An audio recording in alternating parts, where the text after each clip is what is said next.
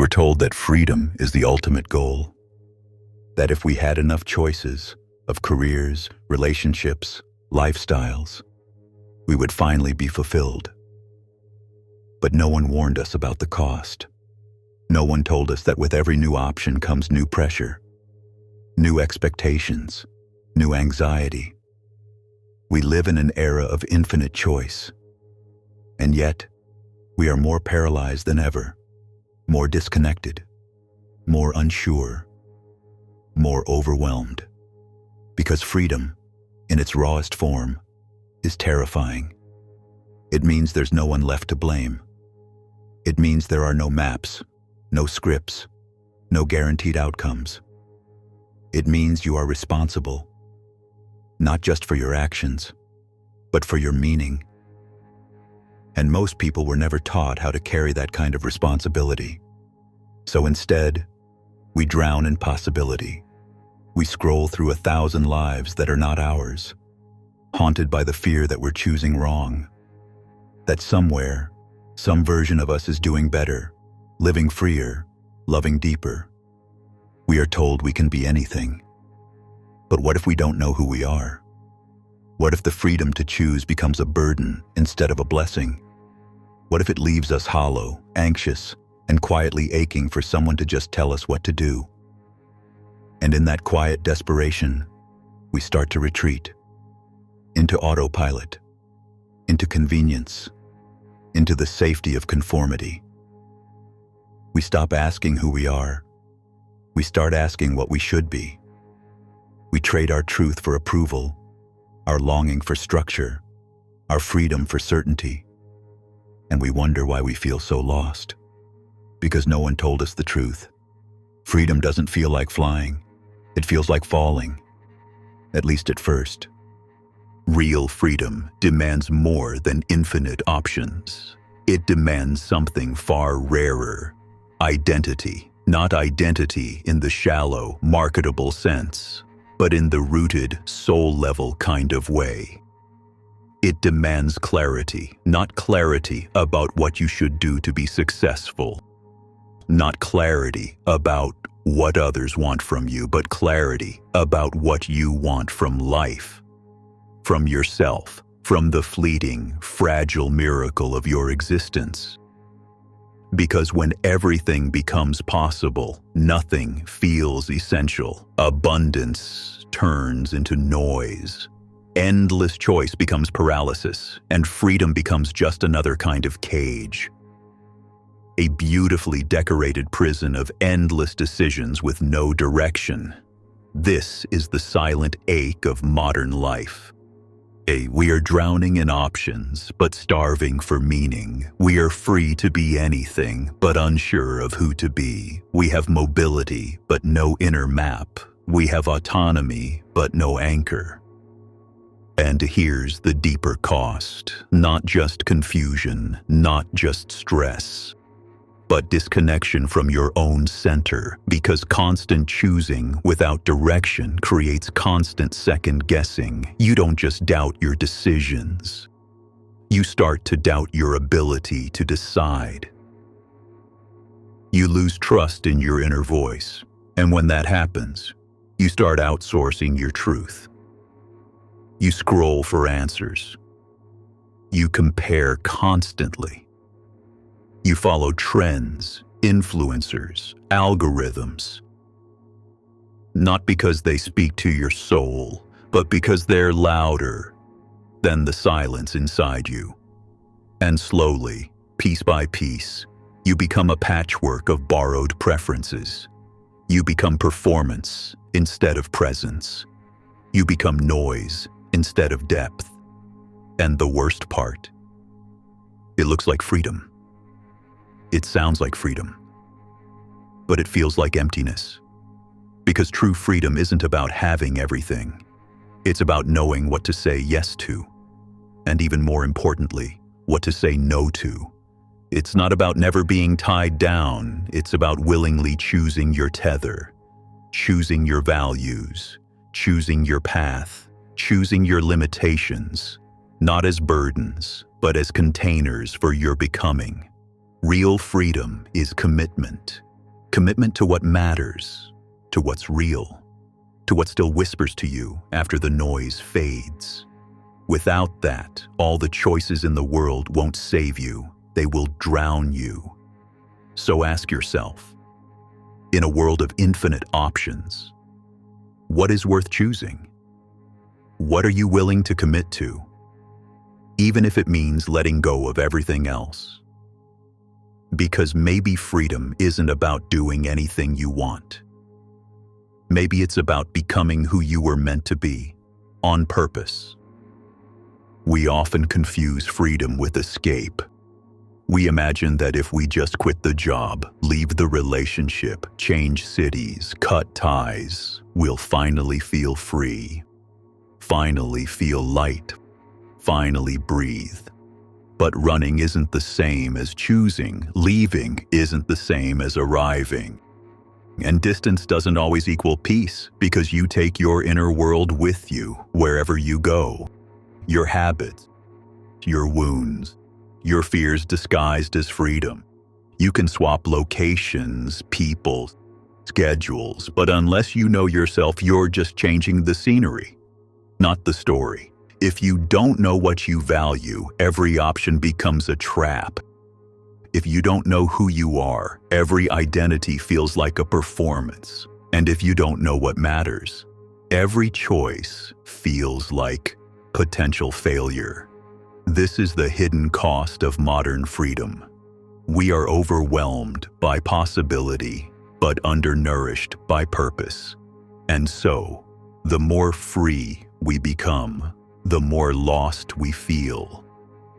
Freedom becomes pressure, not liberation, but obligation. A constant weight pressing down on your chest, whispering, "You should be doing more. You should be happier. You should be further by now." And in that noise, we begin to crave what we once rejected. Structure, boundaries, even limitations. We start to envy those who seem grounded, even if their lives appear smaller from the outside. We start to romanticize simplicity, not because it is easy, but because it feels anchored. But the answer is not to run back into the arms of comfort or conformity. It's not to abandon freedom because it feels heavy. The answer is to build an inner compass, to stop chasing the perfect life and start building a meaningful one. A life not dictated by endless novelty, but shaped by clarity, by intention, by depth. Because real freedom isn't the absence of limits. It's the power to choose which limits are worth honoring. To say, this matters more than everything else. This is where I plant my feet. This is what I will carry, even when it's hard. Commitment isn't the enemy of freedom. It is the container that gives it shape. It is the structure that lets freedom mean something. So maybe the question isn't, how can I escape? Maybe it's, what am I willing to stay for? What values will I anchor my life to? What truth will I keep choosing even when all the exits are open? Because the ones who know how to stay untrue, to stay present, to stay honest, to stay true, are the ones who are truly free. Every choice is a death, not a dramatic one, but a quiet, everyday funeral for all the lives you didn't live. We like to imagine freedom as expansion, as open doors, as limitless potential, but no one tells you that real freedom is not found in limitless options, but in the weight of what you must leave behind. Because when you choose, you are not just stepping towards something. You are stepping away from something else. Something equally real, equally possible, equally yours, until it wasn't. You fall in love and silently let go of all the other futures that might have bloomed. You follow a path and feel somewhere in your bones the soft disintegration of every trail you didn't take. You say yes. And with it, whisper 1,000 quiet no's that no one hears but you. This is the hidden cost of becoming, not guilt, not regret, but grief. And the world, with all its speed and noise, doesn't know how to make space for that grief. It tells you to move on, to be decisive, to own your choices. But what if true ownership means holding space for the sorrow that comes with every step forward? What if wholeness is not just confidence, but reverence? We often confuse movement with clarity. But some of our busiest decisions are made from fear, not truth, from panic, not presence. And the more we run, the harder it becomes to feel what we're running from. We chase momentum, we gather achievements, we perform certainty. But beneath it all, we carry a question we rarely voice. What have I lost in becoming who I am? What pieces of me were quietly folded away, not out of malice, but to fit the script I was handed? What voices went silent because they didn't match the version of me that others celebrated? Maybe you don't know the answers. Maybe you've never asked, but the ache is still there. Not loud, but steady. It shows up in your longing for something you can't quite name. In your tiredness, even after rest. In your restlessness, even when life looks good enough. Becoming yourself is sacred work, but it is also violent work. Not outwardly, inwardly, because choosing yourself means killing every version of you that was built to please. It means burning the mask, even if it got you the job, the praise, the belonging. It means grieving the self you spent years constructing, only to realize it was never really you. This is not failure. It is the cost of remembering. And remembering is always more painful than forgetting, because forgetting is passive. But remembering requires presence. It requires looking directly at what hurts and still choosing to come home. So maybe the sadness you feel isn't a sign you've chosen wrong, but that you're finally honoring the weight of having chosen at all.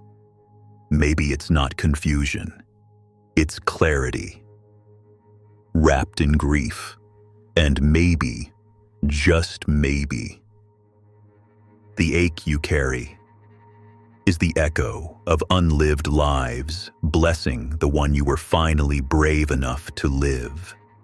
We are not suffering from a lack of options. We are drowning in them.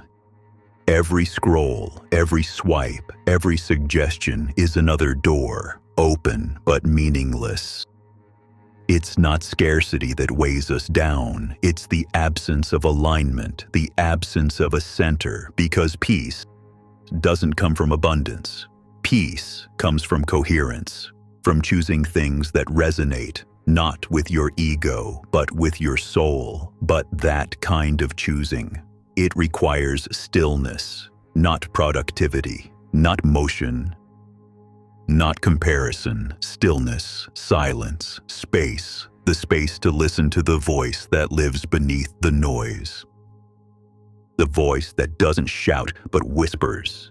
The voice that has always been yours, but was buried beneath years of trying to be someone for everyone else.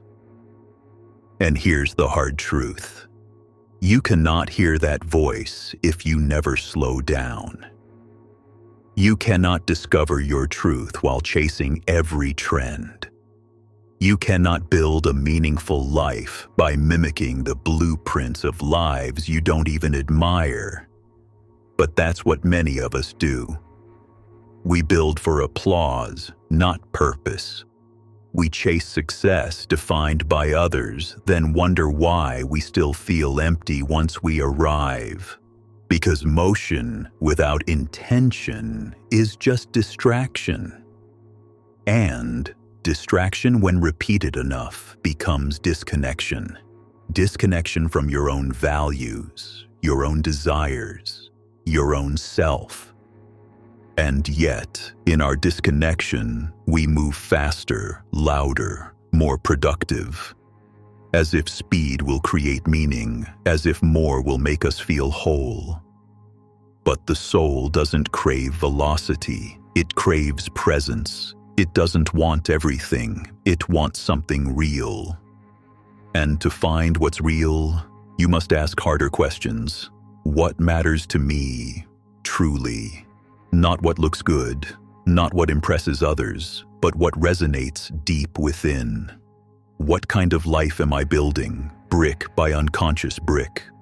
Who am I becoming while I try to keep up?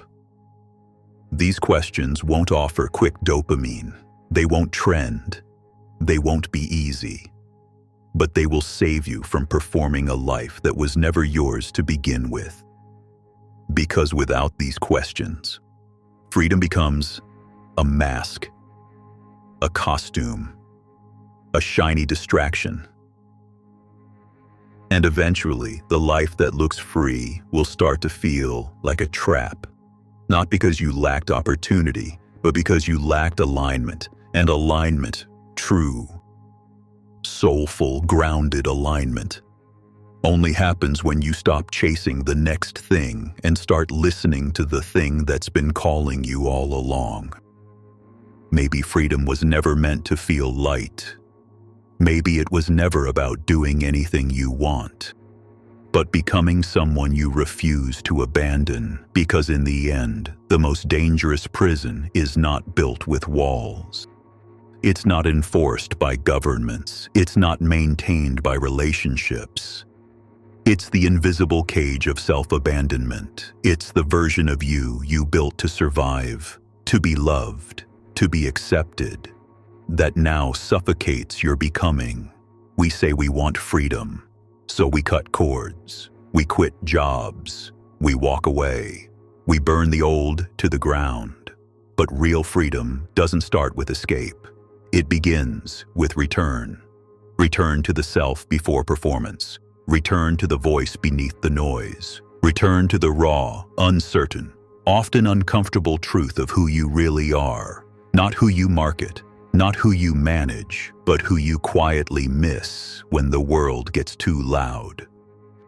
And this kind of return, it won't always feel like triumph. Sometimes it will feel like failure. Like regression, like being stripped of every identity you once held sacred. Because real freedom doesn't feel like a climax. It feels like stillness, like grief, like responsibility. It feels like beginning again, not because you lost, but because you finally stopped running. The question is no longer, what should I choose? But who is choosing? Whose voice is behind the urgency? Whose fears are hiding beneath the goals? Whose needs are you chasing with every upgrade of your personality? Because maybe growth isn't a ladder. Maybe it's a spiral. A return to the same questions, with fewer illusions. With deeper honesty. With a little less self-deception and a little more self-compassion. We spend years building newer, better versions of ourselves, chasing clarity, chasing power, chasing worth. But maybe the work isn't to build more. Maybe the work is to break open, to let the masks fall, to let the noise fade, to ask bravely and without flinching, am I growing or am I just escaping myself again? Because in the end, the most radical act of freedom isn't to become someone else. It's to come home to the self you were always meant to be.